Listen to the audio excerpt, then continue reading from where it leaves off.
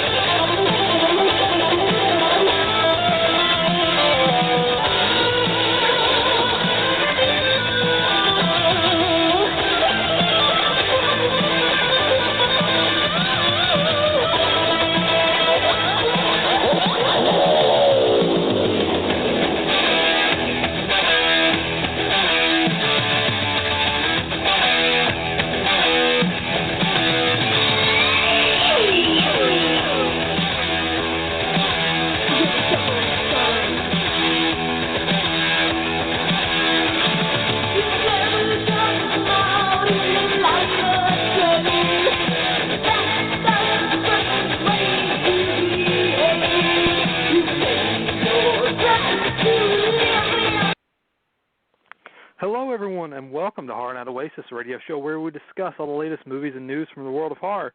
Joining me tonight, as always, is my co-host, Ian. Ian, are you there? I am.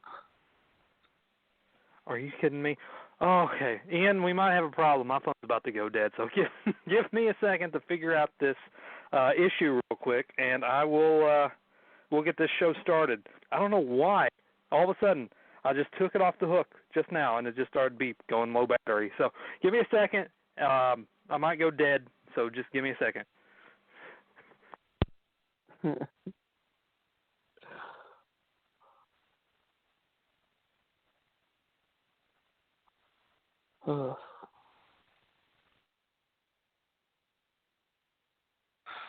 Ian, you there?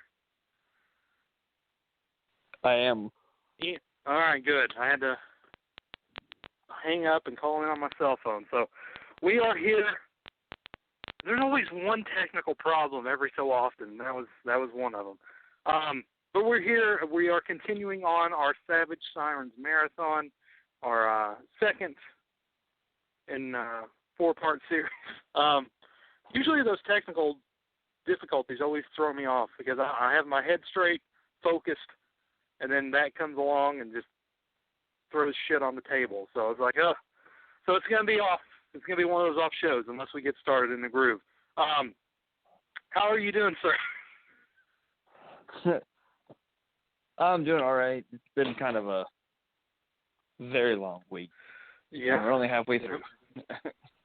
Yeah, we're only halfway through. I got some news. Hopefully it's nothing too bad. I won't know until next Wednesday. But we'll see how that turns out. It could put a hiatus on the show, but hopefully it doesn't. But it's just, again, I'll keep you informed. It's just one of those things that I needed to get checked out, and there's something that's there, and I just, whatever. It's whatever here. It's a thing. But we're here, hopefully, just to get away from that and get away from the world and talk some horror, and that's what we're going to do with our second Mermaid movie in our Sirens Marathon with Mermaid's Song, or a.k.a. Charlotte's Song. This film is, I'm not even sure. This film has like a lot of release dates for it, so I'm not exactly sure the proper release date for it. It's saying it's like 2015, 2014 or something, but then it's saying 2017. So I'm not exactly sure of the year. On Letterboxd and IMDb it says 2017. I might say that on Amazon too. On Tubi it says that. So again, I'm not exactly sure of the year. This film is a Wild Eye film, Wild Eye releasing, And, again, hit and miss with Wild Eye. And we'll get into our thoughts on it after we get the synopsis of the film. So, Mermaid's song is, I guess we'll just get into it. It starts off with everything, like this family. They run this, it's sort of like a burlesque show, but it's like, you know, a bunch of people go out, you know, this house and the farm out of the city. You know, everything's going well. You know, you have the mother who's doing the show with, like, I guess her daughters and stepdaughters, or just her family in general. The husband runs it, and then they have a little girl, her name's, you know, Charlotte. She's, I guess, like 12, 13. She's young, very young. And her grandmother comes back. It starts causing sort of like a trouble in a sense, and like saying there's an imbalance in the ocean, and her mother needs to come back or something like that. And basically the mother commits suicide, and that throws the place, you know, the burlesque show sort of in a dive, because this is like 1930s era that we're talking about here. And so the husband sort of goes down a route, and he has to, you know, the burlesque show bar, it's not doing that well, sort of getting some vagrants in there, and they're wanting a little bit more. And then we are introduced to Randall, who is a part of a gang. He's, you know, a gangster, bootleggers, you know, him and a lot of bootleggers. And he says, I will help you if you do the profits and help, you know, pay your debt that I give you. And so, like, I run the show, basically. You sell the booze and supply and demand, as they say in the film. And, you know, once your debt is paid, you are free from whatever bond that I have, you know, set for you. And this sets a chain of events where, again, they're getting booze at the club, the bar, whatever you want to call it. And also the girls are being propositioned for sex, which is being allowed. And there's also a little bit of pedophilia in there. It's not done, but it's implied. You know, it was supposed to be implied, just a little bit in there, but it doesn't. You know, it doesn't happen. That includes Charlotte. But so the grandmother has this book of like how, like, talking about her mother, Charlotte's mother, and how she found true love and lost, you know, her mermaid tail and became, you know, and that put the imbalance in the sea, and you need to redo, you know, like take your mother's place, basically. And all in all, this is basically a what-if scenario type of film, retelling or the story of the Little Mermaid. If you know the Little Mermaid, this is basically a what-if scenario with everything, you know, implied. So you have, like, again, you have quote-unquote Ariel, who found love and had a daughter, and now, you know, all this is happening in this farmhouse. And Charlotte, you know, and the grandmother is supposed to be Ursula, I'm assuming, and because she's dressed in black and she's all black, and there's a part where she's throwing a fire poker, which looks like you know, what she used in the Little Mermaid movie, Ursula used. And so it's overall it's not a bad movie. But the thing is, it's more of a drama or a gangster film, as opposed to a horror movie or a mermaid movie. There's only 2 instances in this film that has any correlation to do with a mermaid, because it's all implied, and through dialogue and just, you know, stories being told, because you have one instance, you know, in the middle of the movie where the plot happens, and then you have the finale when you get more. But all, you know, even with that said, it's still for what it's trying to do, because again, it's a take on a story. You know, it's like like I said, a what if scenario, and it's like I said with Mermaid Down last week. It's just like, you know, how I wanted that one to like go and be like sort of dark and as it progressed, and this one kind of had that, where it had like, it wasn't like, you know, mean spirited or anything, but it had that dark tone. I mean, again, pedophilia and stuff in there, like, you know, if she bleeds, she's able, you know, you can use her. You know, there's implied there with the one guy that's watching over the bar and the facilities and the money from Charlotte's dad. And again, it just kind of goes, you know, it's sort of a down movie, but it's not too bad. You know, what it could have been. I mean, but it's still a decent watch. I mean, I looked up some reviews afterwards, and like people were saying it was boring, and it was like this, you know, it just like wasn't all that great. And like, I can understand that, because if you're wanting a movie, you know, mermaid song, and if you're wanting, you know, a lot of mermaids, but you know, I can see how it's kind of a disappointment. You know, like, oh, it's all boring. All it is talk and dialogue. And I kind of got into the story and everything that was going on, because I kind of, you know, I liked it. I didn't hate it. I mean, because it was supposed to be, you know, it's low budget. It's kind of subdued. And, like, again, what they needed wasn't exactly a full-on mermaid movie. It was more of a, you know, a period piece in a sense, trying to make it, you know, like care for Charlotte. And like, there's another character in there, his name's Tim, and Charlotte like kind of has an affection for him, but he's like with another lady. And like, again, the song aspect comes into it later on in the film, and it makes sense for the story. But yeah, it's not a bad movie. It was a intriguing concept. And again, it's just one of those what if scenario type films that if The Little Mermaid was like, this is like the finale of that in a sense. Like, oh, what if all the, you got the happy ending of The Little Mermaid, and then this is what her life looks like afterwards.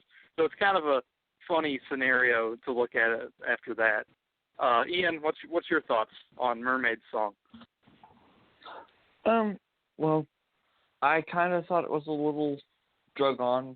Some parts dragged on a little bit too much. Let me think about it. I mean, well, the movie was okay. I kind of wanted more Mermaid than that. You know, what we got. It's kind of hoping a little bit more darker. I was kind of disappointed with that, like how there was just like not really much going on other than like the father spiraling down and destroying his whole family. The father was the true villain in that. Honestly, I felt no sympathy for the father.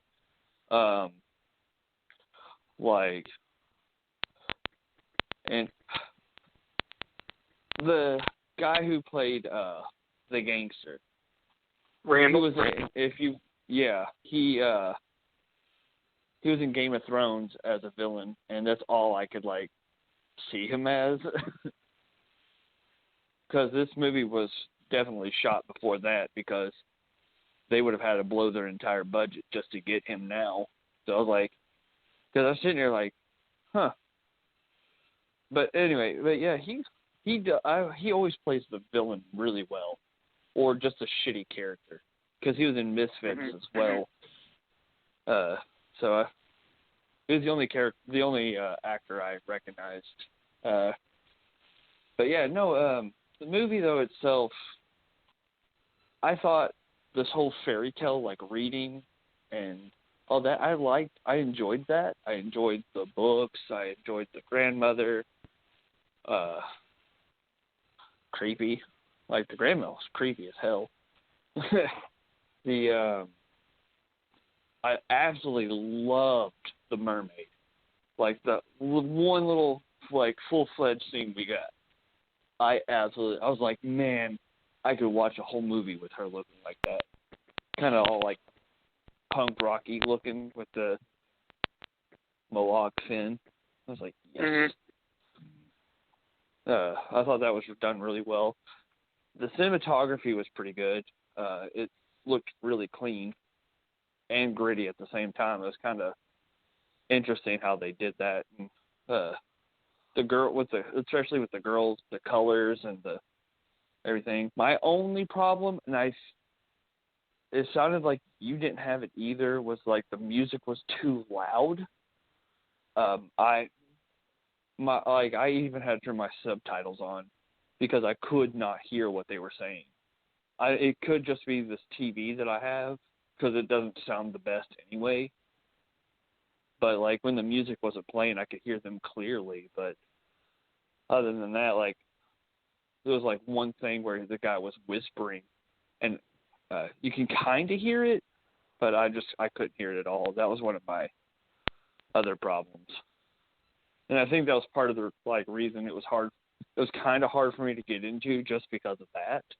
But once I turned the subtitles on, it was much easier for me to get into because I could actually know what they're saying.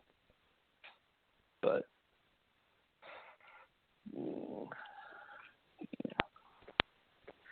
yeah, I mean it wasn't, like I said, it wasn't too bad of a watch.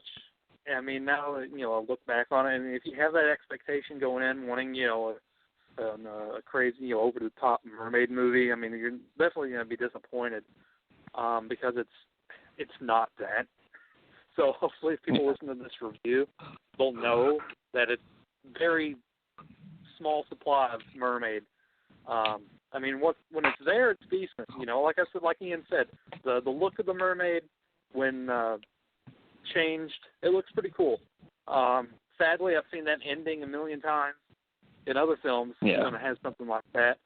In various forms of degree, whatever the other thing might be, whether it be like a ghost or more haunting, like getting revenge on something. I've seen that done numerous times before. And it's just like the same thing. I mean, it wasn't too bad. Like again, everything's it's more story, dialogue heavy, backstory about the characters and about Charlotte's mother and Charlotte and the grandmother. Again, the only thing I'm not certain on was I guess the sisters. I'm not exactly sure. I wasn't sure about that either. Yeah, because was that the father's other daughters or something, or because some of them sisters. I know I'm sure. I guess some of them came in there and worked for him. I guess as part of the act for the mother. So I'm assuming only one was her true sister or something like that. I'm not exactly sure, but she was the only one that was a mermaid, and the other ones weren't. So that's the one thing that I'm not exactly sure on. And then apparently, there's more story involving another character that gets revealed towards the end, and that came out of nowhere, and so that person and the grandmother are sort of this working together in a sense, but the grandmother, it doesn't really make it's just one of those things that's just kind of you question, that's not exactly fledged out there. But again, you have Charlotte, it's basically the story of Charlotte, and her trying to, all the stuff that's happening, around her, and she's trying her best to get away, and it's just not working out, and it's just one thing after another. With it's not bad. Like I said, it's an okay watch, but it's not. Again, it's okay.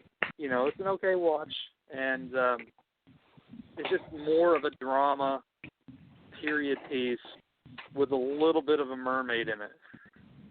Yeah.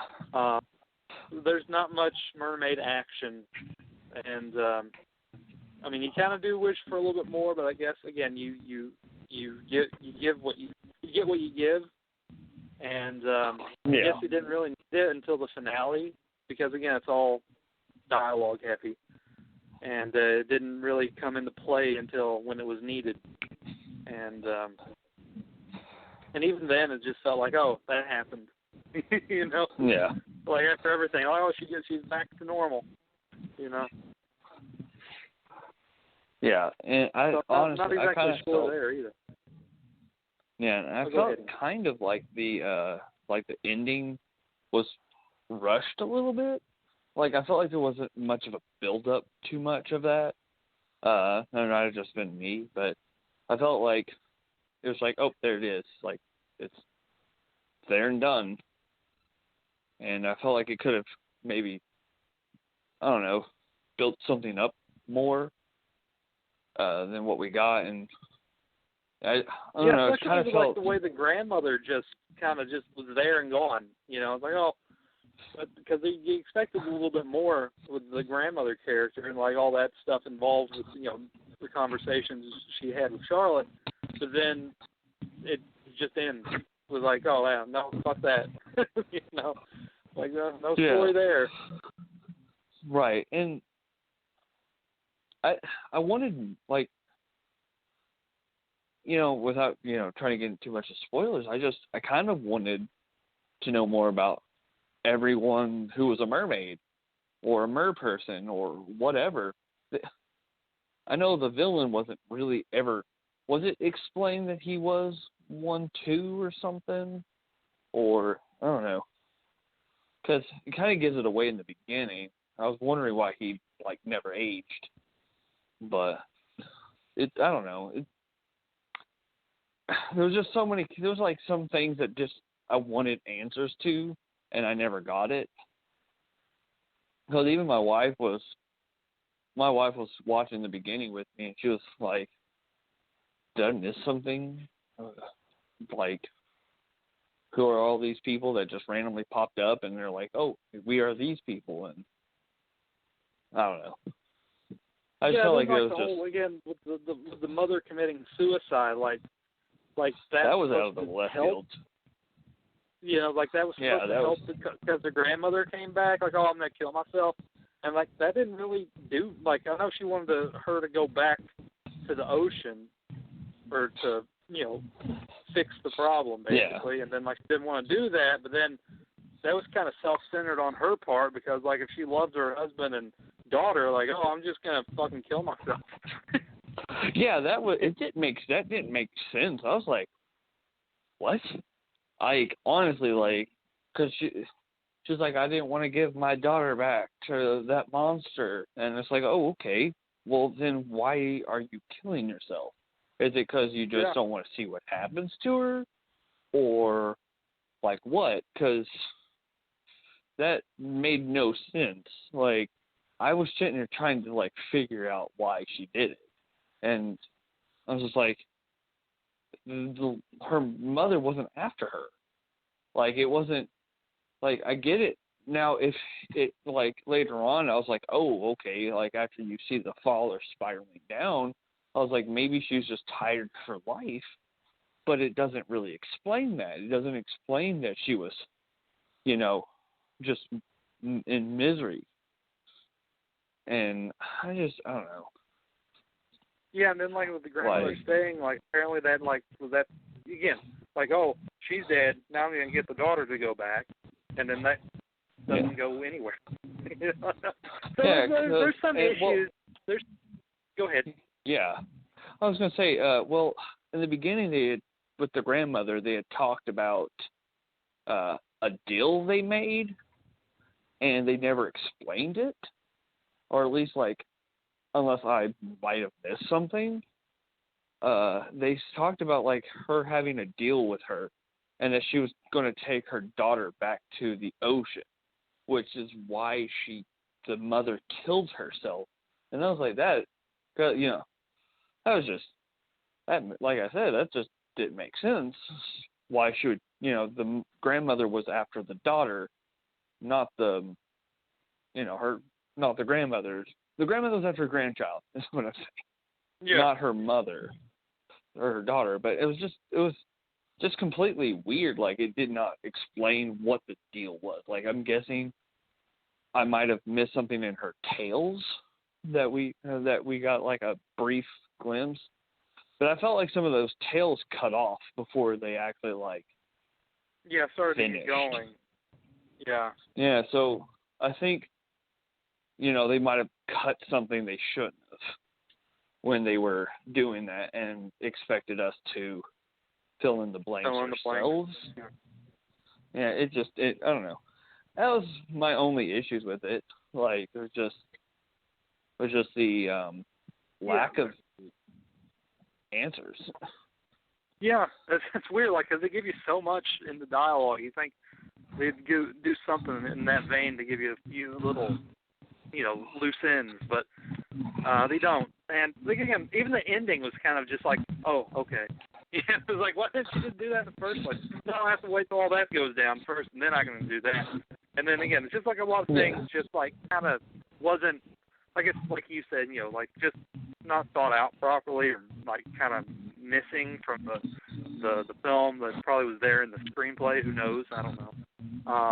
But it's like they couldn't convey it on screen properly, and it just kind of got lost in translation in a bit. But yeah, still, nonetheless, it's not a bad movie. I mean, it's watchable. I didn't hate it. I didn't hate it. I mean, there's problems. There's obviously some problems and issues that we had with it.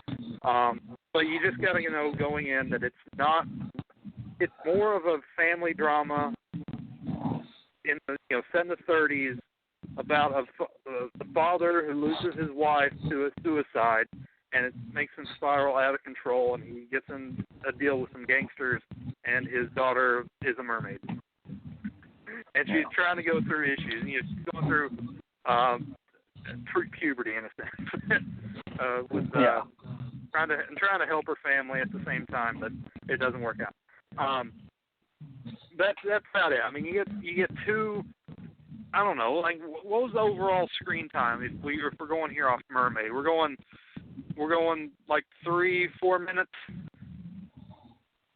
If that. I'd say, yeah. Well, unless you count the mother, like, in kind of a flashback sequence of her, like, you see her face as a mermaid. Yeah. And that's about it. That's the only other, like, thing. But, I mean, yeah, you only see her for, like, the full-fledged mermaid for definitely, like, for a whole 2 minutes, and then, like, a minute when she first transforms for, like, and if that, like, maybe 30 seconds. So, yeah, it's like 3 minutes at most. In a 90-minute movie. So you got to go into that expecting not very little mermaid action. Like I said, it's more drama, time period piece, with a little bit of a mermaid twist at the end of it. But, Ian, I really don't have anything else to say about Mermaid's song. It's definitely, I don't know I guess I like Mermaid Down a little bit better. I definitely like it better. Both, yeah. So this one has some issues, and like again, that one, we discussed Mermaid Down last week. We don't need to go back into that, but we are comparing and contrasting as the weeks go on with these marathons, and I would suggest Mermaid Down is the better one of the two so far, and because that's how we're doing it now. I guess like comparing it as we go on, and so I guess that's gonna do it. I'll go ahead, Ian. I was gonna say, well, at least as the past marathons we've done, at least we don't hate ourselves so far for watching what we have. That is true. I mean, I think the clown marathon did that to us. Not this clown, but the doll marathon did a lot of damage to our psyches. Yeah, I mean, like I said, I definitely enjoyed the film for what it was. Could I go back and rewatch it? Maybe. My wife even said that's a movie she might actually go back and, watch by herself so she can, figure it all out and all that.